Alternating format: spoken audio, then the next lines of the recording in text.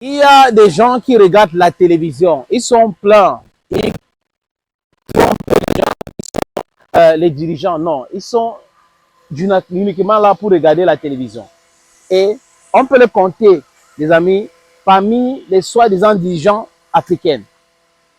Et ils passent leur temps à faire des discours pompeux. Genre, il faut le patriotisme africain, le patriotisme africain.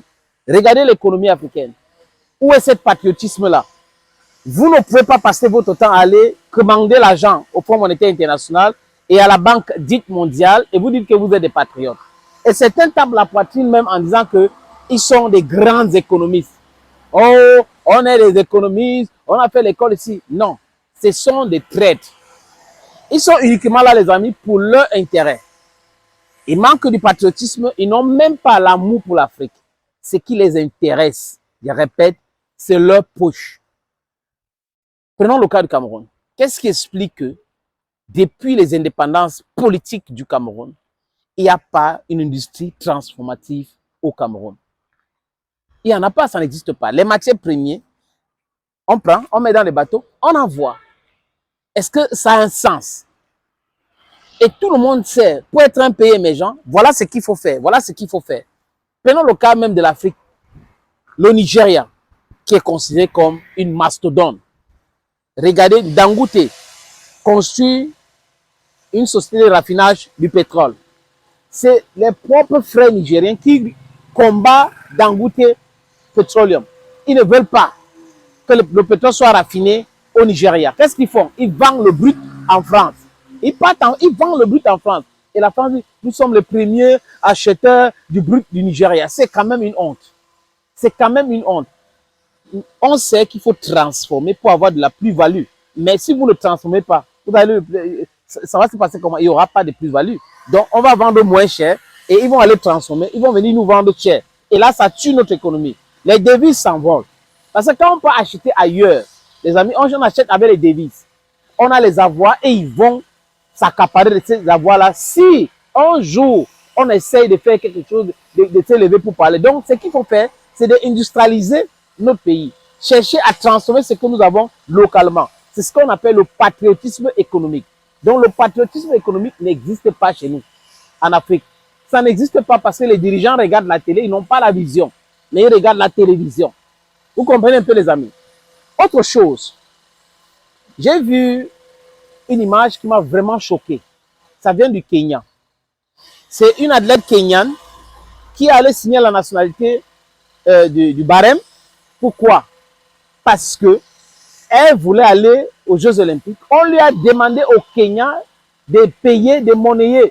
On lui a demandé 2000 $. Se sentant blessée, elle allait avec le Bahreïn. Et elle a gagné la médaille d'or avec ce pays-là. Donc, William Ruto devrait tout faire pour sanctionner ceux qui ont demandé l'argent à cet athlète. C'est de ça qu'il est question. Ouais, il manque du patriotisme. Il manque d'amour pour leur pays, pour l'Afrique. Pour moi, l'Afrique, c'est un pays. Dans le football, c'est exactement la même chose. On préfère les Caucasiennes. On préfère les Slaves. Les Africains, non. Dans la communication, c'est toujours les Caucasiennes. On a ce complexe-là. Et c'est ceux-là qui sont complexés qui vont venir nous dire, vous voyez, non, il faut être de grands patriotes, il faut aimer ton pays, donc l'amour pour ton pays. Cherchez d'abord l'amour économique pour notre continent. C'est à partir de là que nous allons nous libérer. Parce que sans le patriotisme économique, sans l'amour pour notre propre économie, rien ne va avancer. On sera là toujours en train d'aller commander la nourriture ailleurs alors qu'on peut produire localement. Sankara avait dit quoi? Produisons ce que nous consommons et consommons ce que nous produisons. C'est ça.